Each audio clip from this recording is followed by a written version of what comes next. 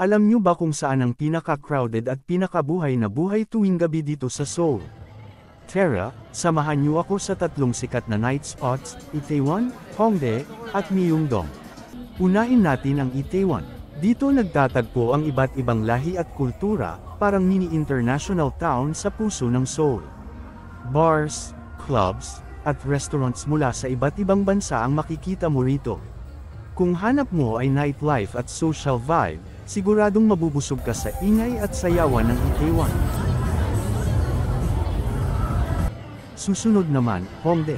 Kung gusto mo ng kabataan vibe, street performances, buskang, at art culture, dito ang tambayan. Sobrang dami ng tao lalo na tuwing weekend, at halos lahat nakakamera para mag-record ng TikTok o Reels. Dito mo mararamdaman ang tunay na Korean youth energy. At syempre, hindi mawawala ang Myeongdong.